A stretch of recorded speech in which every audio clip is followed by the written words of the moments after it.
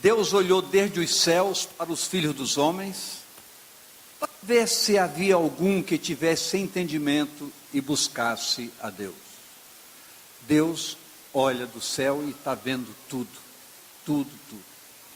O segundo verso é o Provérbios 15, 3, que diz: os olhos do Senhor estão em todo lugar, contemplando os maus e os bons, ou os bons e os bons. Eu queria que você olhasse para você agora, não olhasse para o lado, e você dissesse: eu estou sob vigilância, eu estou sendo observado. É preciso que a gente entenda isso. É preciso que a gente entenda isso. Pai, nós queremos que a Tua graça e a Tua bondade se manifeste para as nossas vidas. E através da unção do Espírito Santo de Deus, nós possamos receber entendimento nesta noite. Para que a Tua palavra possa fluir em nossas vidas, gerando através desse entendimento um chamamento para uma postura de como devemos andar e agradar a Deus. Porque nós estamos sendo observados, nós estamos sendo olhados. O Senhor não quer ver uma gama de religiosos, o que o Senhor quer ver homens e mulheres compromissados com a verdade do Evangelho Verdade. Por isso, nesta noite, disponibiliza para todos nós bênçãos sem medidas. Bênção de paz, de saúde, de alegria, de felicidade. Bênção de um livramento muito forte no nosso interior, para que nos sintamos realmente liberados de toda a culpa, de tudo aquilo que possa nos acusar, que sejamos liberados para que possamos estar na Tua presença e usufruirmos gostosamente das bênçãos que Tu tens disponibilizado sempre. E elas constam das Tuas promessas, a favor de todos aqueles que Te amam. Que nesta noite não saia daqui uma pessoa sequer sem levar consigo uma bênção especial no seu coração. É assim que nós oramos a Ti e o fazemos em nome de Jesus. Antes de você sentar, por favor, olhe a pessoa do seu lado, olhe nos olhos e diga: Deus tem o melhor para você. Deus tem o melhor para você. Só o melhor. É o que Deus tem para todos nós, o melhor. Pode sentar.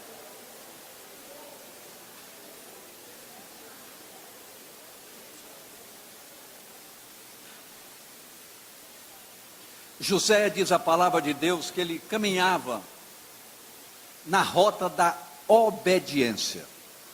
Então José caminhava na rota de quê? Da obediência. Por causa disso, na obediência, ele conquistou o governo do Egito, se tornou o governador do Egito. Tudo debaixo de um projeto divino, de uma vontade soberana de Deus, que o direcionou para que isso acontecesse. E estando ali no Egito como governador, uma grande fome por toda a região, Israel foi todo chamado e desceu para o Egito. E José ali no Egito colocou Israel no melhor da terra do Egito, no lugar chamado Gozém. No passar dos tempos, com a morte de Faraó e mudanças no governo do Egito, aquele povo de Israel que estava ali começou a ser oprimido, perseguido, maltratado. Debaixo de um novo governo, a situação do povo de Israel mudou, e o que era confortável passou a ser opressão, luta, dificuldades. A pressão sobre o povo israelita era objetiva, determinada. Tanto que quando Deus usou Moisés e Arão para a retirada do seu povo da escravidão, fatos notórios se evidenciaram. Por quê?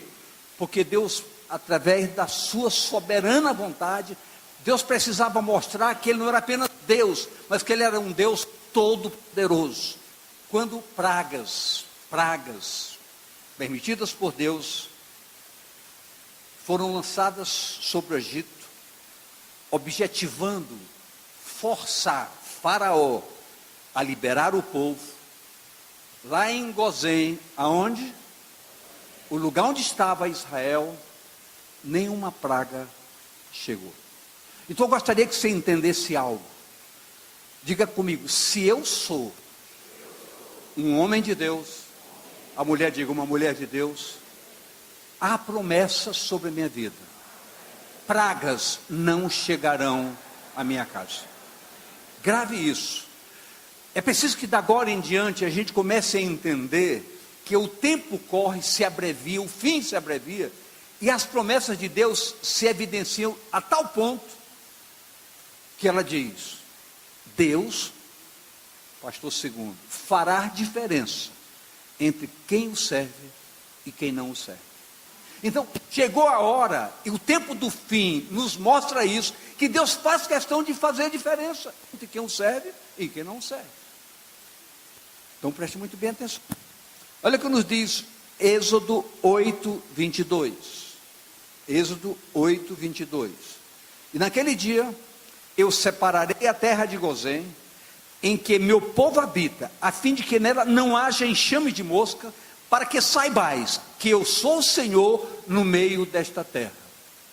Eu queria que você prestasse muito bem atenção nesta noite, que algumas coisas precisam mexer um pouco com você.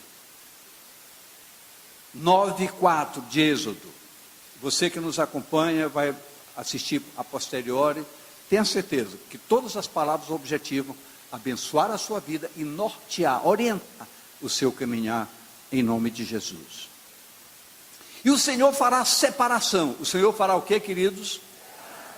Entre o gado do israelita e o gado dos egípcios, para que nada morra de tudo que for dos filhos do Egito.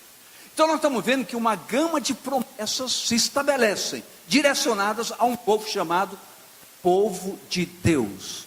Povo de quem, queridos? De Deus. E ainda, 9:26. 9:26. Somente na terra de Gozém, onde estavam os filhos de Israel, não havia saraiva. Então nós temos que entender, essas promessas estão estabelecidas, decretadas, determinadas. Cabe a nós construirmos em nossas vidas um projeto a tal ponto de que sejamos agradáveis a Deus e possamos usufruir das suas promessas.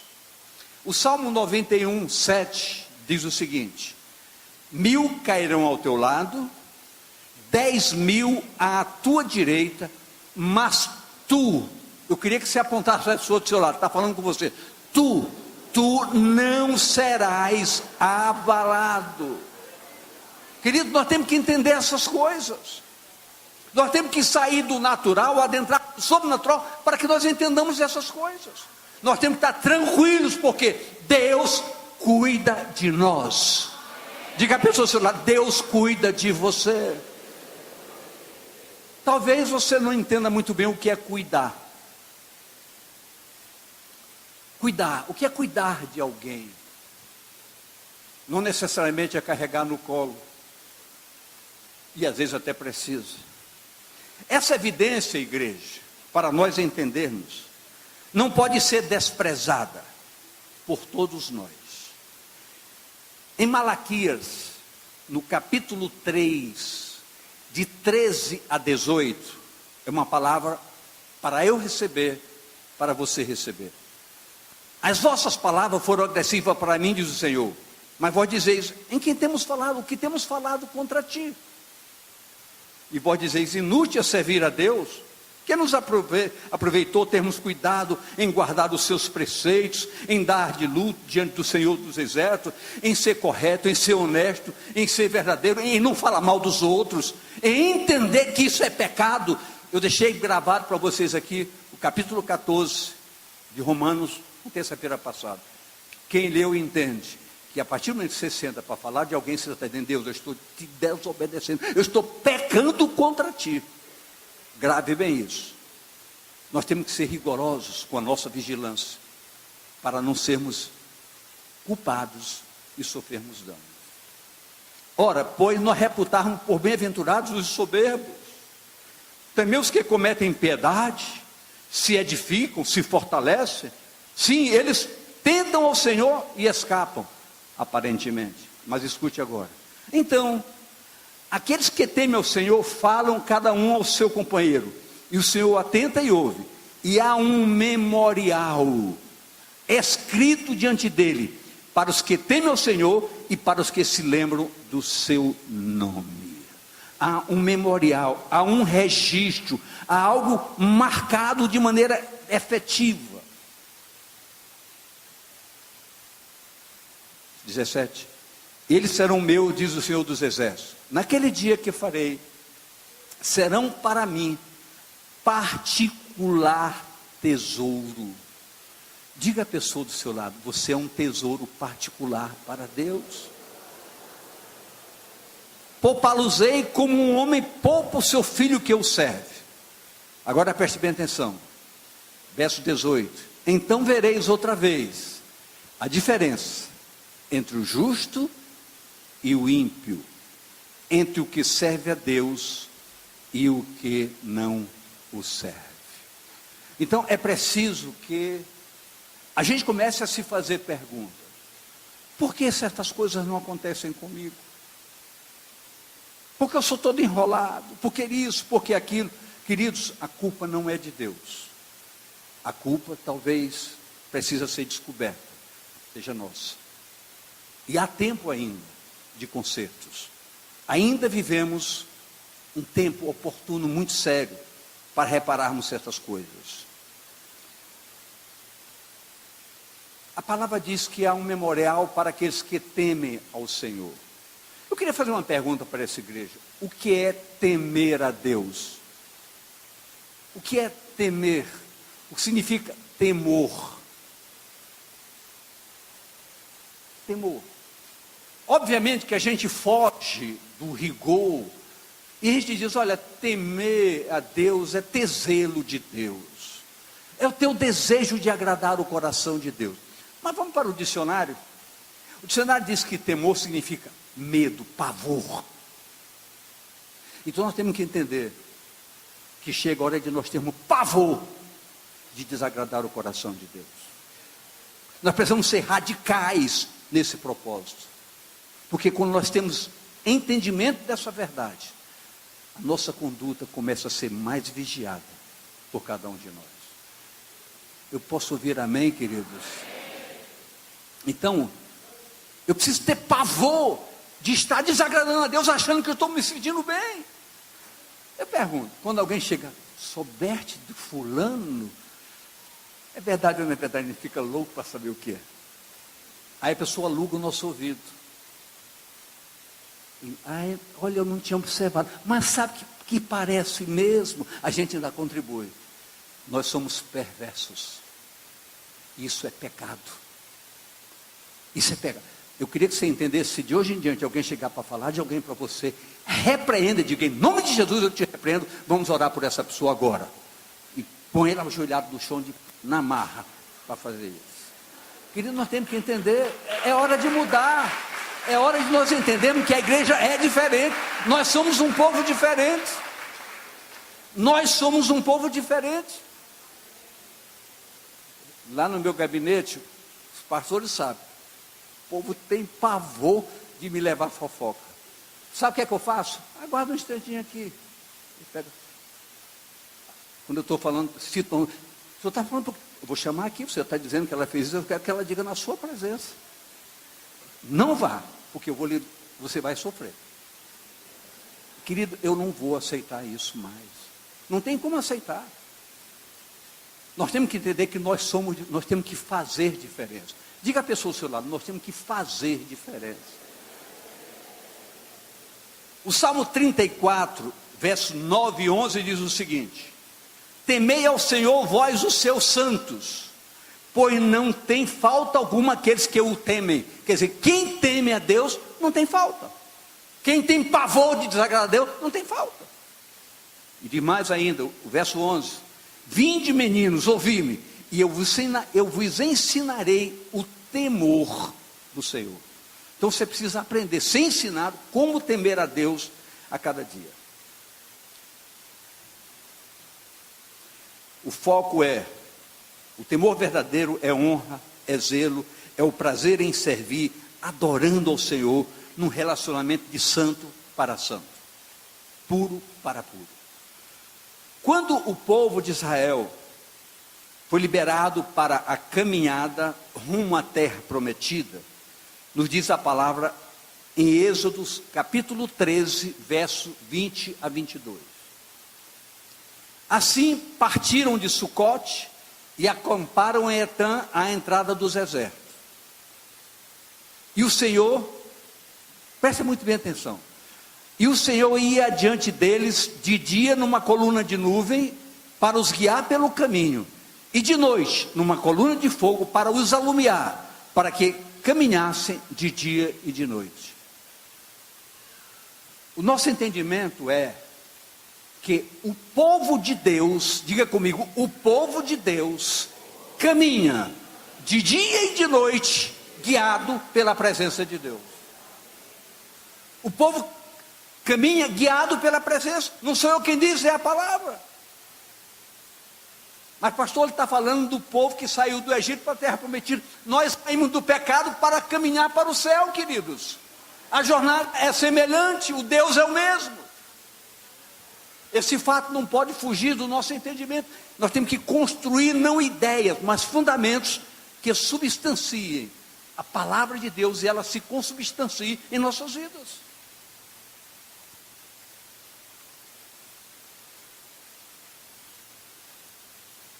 Nunca tirou de diante da face do povo a coluna de nuvem de dia, nem a de fogo de noite. Nunca. Quando? Nunca. Então diga, hoje isso está acontecendo. Está acontecendo. O mover dessa presença de Deus se intensifica à proporção que nos movemos em obediência, em que, queridos? Diga comigo, submissão, fidelidade para com a palavra de Deus. Quando nós temos fidelidade, submissão a essa palavra, a nossa rota está durante o dia com uma nuvem, e à noite uma nuvem de fogo, clareando a nossa caminhada. Ora, quando o povo saiu do Egito, liberado então, seu destino era a terra prometida, obviamente. Esse era o projeto divino, como é o projeto divino para todos nós. O projeto de Deus é que morramos para o pecado e caminhamos agora rumo à salvação eterna. Essa é a rota prometida por Deus e é o fundamento que se estabelece de Deus para conosco. Quando nós encaramos de frente essa verdade, nada, diga comigo, nada me detém. Olha o que nos diz Isaías 43, 13. Olha o que nos diz. Assim, antes que houvesse dia eu sou. E ninguém há que possa fazer escapar das minhas mãos. Operando eu, quem impedirá? É Deus dizendo, se você está na minha rota, ninguém vai impedir que eu lhe abençoe. Ninguém, você pode fazer o que quiser contra mim. Deus não vai impedir que eu seja abençoado pela sua maldade ou por sua perversidade. Não vai. A rota de um homem de Deus, de uma mulher de Deus, é uma rota protegida, guardada, abençoada. Quando o povo viu o mar vermelho pela frente, começou a ficar apavorado. Porque o Senhor quer nos levar para um caminho. E agora tem um grande mar na nossa frente. E quando olhou para trás, o exército egípcio atrás. Então o povo estava numa situação terrível, diga terrível. E há momentos em nossas vidas, queridos, que nós olhamos para um lado, problemas. Olhamos para o outro, problemas. Há momentos em nossas vidas que acontecem essas coisas. E Jesus não enganou ninguém. Jesus disse, vocês vão ter aflições, mas animem-se. Comigo, vocês se tornam mais que vencedores. O que aconteceu com o povo? Deus o livrou, Deus o colocou na melhor terra do Egito, Deus o livrou, Deus o protegeu em toda a caminhada. Quando chega diante do Mar Vermelho, olhando para trás o problema do exército, o povo murmurou. O povo o que, querido? Agora eu queria que você esquecesse a pessoa de sociedade e olhasse para você. Você murmura? Você se exaspera, se exalta? Você descarrega a sua ira em outras pessoas, até em líderes? Comece a pensar algumas coisas e ver que Deus está nos preparando para uma rota de sucesso. Isso é muito sério. Olha o que nos diz Êxodo 14, 12. Não é esta palavra que temos falado no Egito, dizendo: deixa-nos que sirvamos aos egípcios, porque melhor nos fora servir aos egípcios do que morrermos nesse deserto. Queridos, Deus tem feito coisas extraordinárias para as nossas vidas, e nós ainda duvidamos muitas vezes. Ainda duvidamos muitas vezes. Isso é uma verdade absoluta, ainda duvidamos. Nós duvidamos. Há momentos que nós somos provados, e na prova nós somos desaprovados. E a palavra de bem-aventurado, aquele que quando provado é aprovado. Lá em Tiago diz isso. Então nós temos que entender essas coisas. Contudo, a palavra de Deus, ela não volta vazia. Ela não volta vazia. Ainda que as nossas fragilidades mexam com as nossas expectativas, a palavra de Deus não volta vazia por hipótese alguma.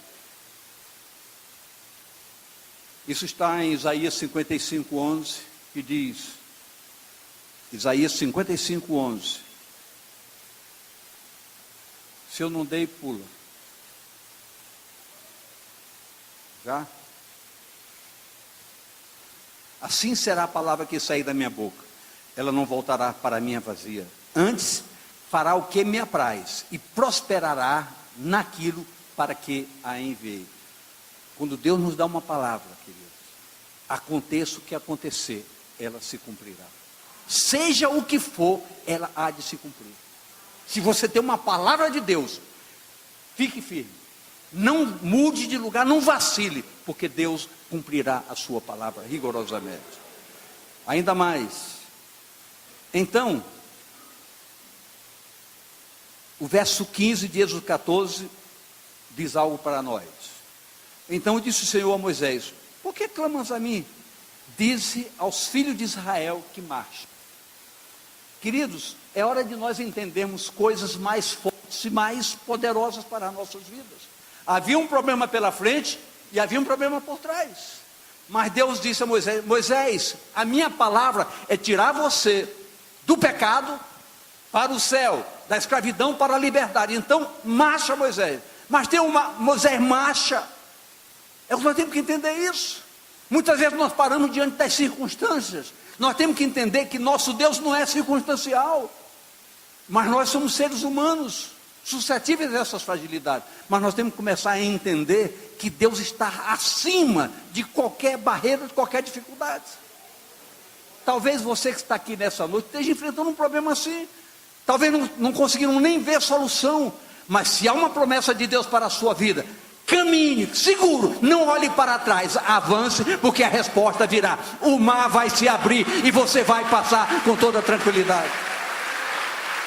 Confie em Deus. Diga à pessoa ao seu lado: confie no Senhor como nunca.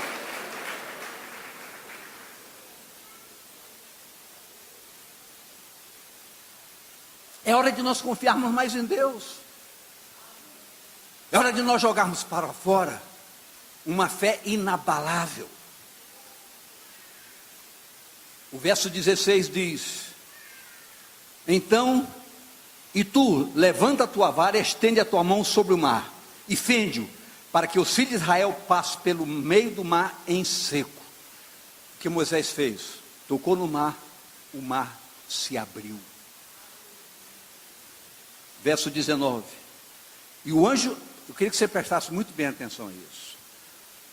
Nós falamos que quando o povo de Israel caminhava, durante o dia, o que havia? Uma coluna de nuvem na frente. E durante a noite, na frente. Agora presta atenção. Olha o verso. E o anjo de Deus que ia diante do exército de Israel se retirou e ia atrás deles. Também a coluna de nuvem que se retirou de diante deles e se passou para trás. O problema da frente estava resolvido, o mar estava aberto, mas tinha um exército atrás. O que aconteceu? O anjo saiu da frente e foi para trás, a coluna saiu da frente e foi para trás. Deus nos protege em todos os lados e em todas as circunstâncias. Em todos os lados, em todas as circunstâncias. Deus muda até a sua estratégia para nos proteger. Muda e nos protege. Muda de posição em favor do povo de Israel. Anjo e coluna passaram para trás para resguardar o povo na sua jornada. É como diz a palavra em Isaías 58:11. E o Senhor te guiará continuamente, e fartará a tua alma em lugares secos, e fortificará os teus ossos, e serás como um jardim regado, como um manancial, cujas águas nunca faltam. Assim seremos para com Deus, um manancial inesgotável. E mais, Isaías 55:12-13, que diz: porque com alegria saireis e em paz sereis guiados. Os montes e os outeiros exclamarão de prazer perante a vossa face, e todas as árvores do campo baterão palmas. Em lugar do espinheiro crescerá a faia, em lugar da sarça crescerá a murta. Isso será para o Senhor por nome, por sinal eterno, que nunca se apagará. Então, queridos, talvez na sua frente seja um deserto de expectativas, problemas. O Senhor está dizendo: transformarei o deserto em um lugar fértil. Até as árvores baterão palma para glorificar, exaltar e bendizer o nome do Senhor.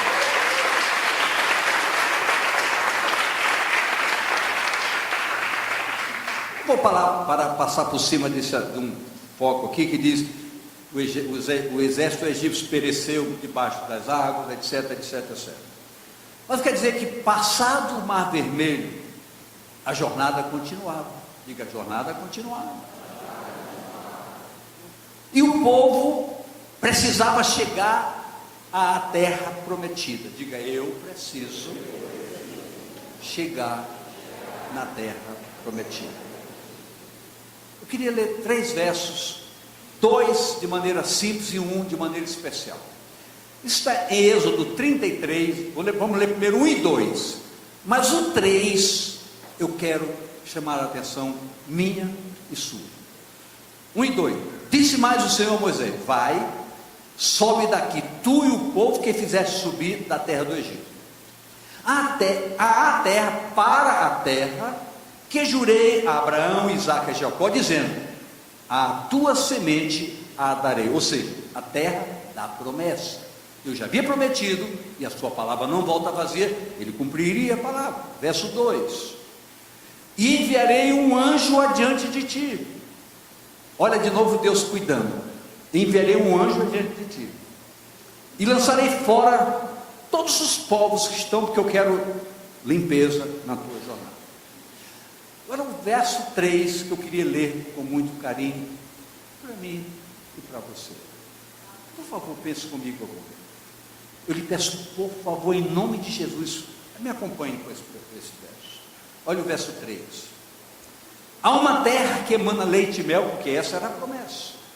Porque eu não subirei no meio de ti, porquanto és povo obstinado, para que não te consuma eu no caminho. Você lembra que no começo nós falamos que as nossas atitudes precisam ser vigiadas?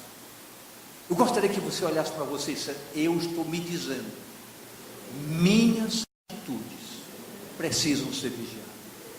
Deus chegou a dizer: eu não vou no meio desse povo, porque é um povo obstinado. A gente ensina e não quer aprender. É um povo que fica criticando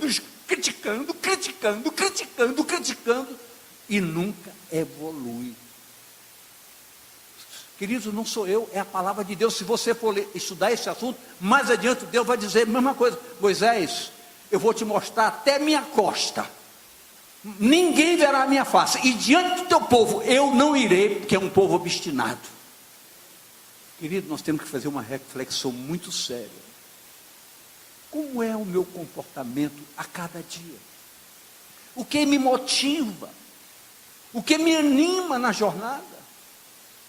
Nossa luta, querido, é terrível. É em casa, é fora de casa, é em qualquer lugar. Vivemos numa guerra continuada. E nós temos que entender que Deus nos quer dar coisas preciosas. Nós estamos cavacando coisas desnecessárias. Jesus foi muito claro. Quando Jesus foi ao monte da transfiguração, levou com ele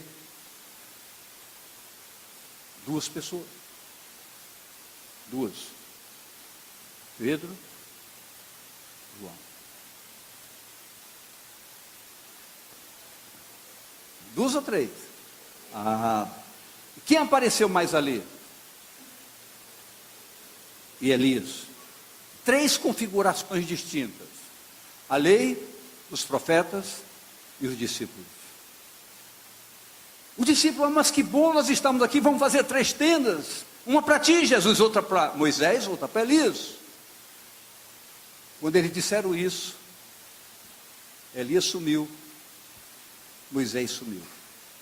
Um barulhão e uma voz dizendo: esse aí é o meu filho amado, a ele ouçam-lhe. Eu estou inventando essa história? Eu queria perguntar para essa igreja: estou inventando essa história? O que Jesus, se é para ouvir Jesus, o que Jesus nos mandou fazer? Celebrarmos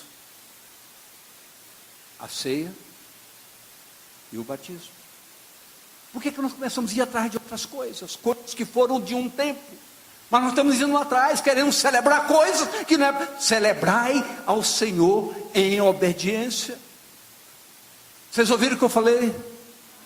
Deus disse a ele: ouçam a ele. E a gente continua desobedecendo, querendo coisas que foi um tempo. Você quer ver uma coisa bíblica? Muita gente ainda constrói arca e põe arca na sua casa. Eu fiz uma arca de ouro.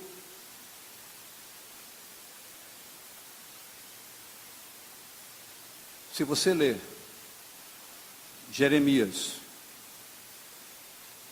3, está dizendo: agora nem sequer pensem nisso, quanto mais fazer, porque houve o tempo. Deus precisava da arca para ter o propiciatório e ele se manifestar ao povo, mas ele acabou com tudo isso. E agora eu estou dentro de você, eu estou dentro de você, você é a minha arca. Você não precisa fazer outro, você é a minha arca. Lê Jeremias 3. Já descobriu onde é que está o verso? Lê o verso 16, por favor, aí, pastor. Não quero ler, vem ler aqui. Está com a perna dormente? Então vem cá. 3:16. Quando vocês aumentarem e se multiplicarem na sua terra naqueles dias, declara o Senhor, não dirão mais: a arca da aliança do Senhor. Não pensarão mais nisso, nem se lembrarão dela. Não sentirão sua falta, nem se fará outra arca. Porque vocês passaram a ser o propiciatório da minha presença. O meu Espírito estará em vocês, e eu farei de vocês tabernáculo da minha presença. Mas a gente começa a ir atrás de coisas. Quer ir atrás de coisas. Queridos, é a palavra. Por isso que Deus disse: eu não vou no meio desse povo, porque o povo é obstinado. A gente ensina, mas não quer. Isso precisa nos falar profundamente. Isso precisa o quê, queridos? Se nós ocuparmos os espaços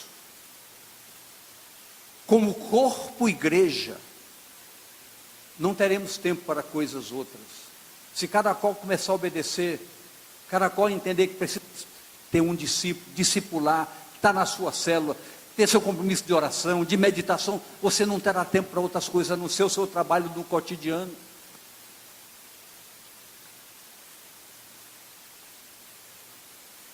Anote isso para nós encerrarmos.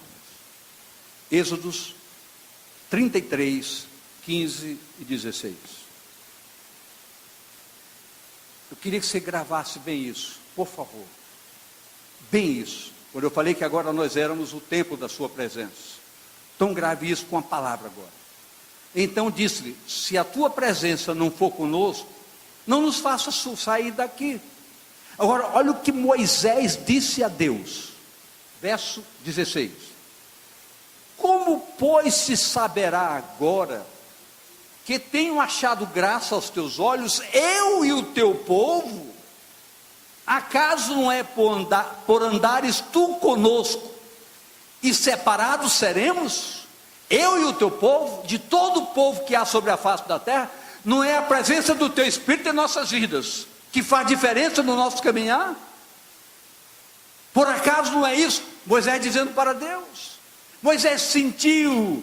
Por quê? Porque Deus privilegiou Moisés de maneira excepcional.